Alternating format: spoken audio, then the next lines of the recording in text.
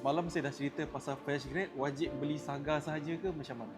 Tapi hari ni saya nak cerita pasal bukan fresh grad tapi student yang masih belajar dekat universiti ataupun college. Boleh beli kereta ke tak boleh? Sebenarnya boleh Okey, walaupun student dia tak ada income, tak ada gaji, tapi kalau dia nak beli kereta boleh.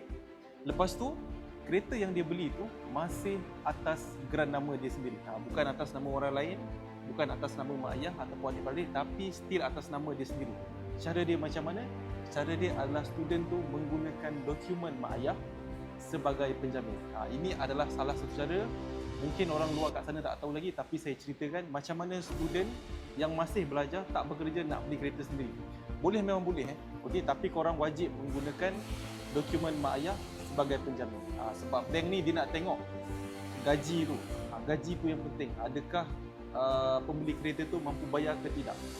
Jadi itulah student kat luar sana yang mana mungkin memerlukan kereta untuk ulang alik pergi belajar ataupun sebagainya, boleh beli kereta, tak ada masalah Gaji untuk beli kereta masih sama macam saya promote sebelum ni.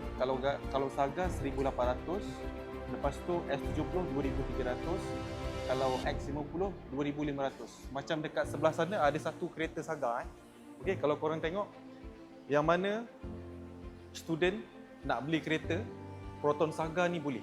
Tak ada masalah pun. Asalkan kena guna dokumen mak ayah lah. And mak ayah korang tu mestilah gaji dia cantik, nama dia clear, tak ada masalah apa-apa dekat mana-mana tempat. So dah okey. Okey, macam Saga ni gaji bersih minimum untuk lulus dengan awal Proton KL cuma serendah 1,800 gaji bersih. Dah boleh lulus tanpa penjamin, tanpa duit muka. Saya cover seluruh semenanjung Malaysia. Kalau anda tak berminat dengan Saga, anda berminat dengan S70 macam dekat luar ni pun boleh tak ada masalah. Gaji minimum 2,500, beli kereta dengan awal, tanpa penjamin, tanpa duit muka, awal mudahkan student dapat kereta idaman.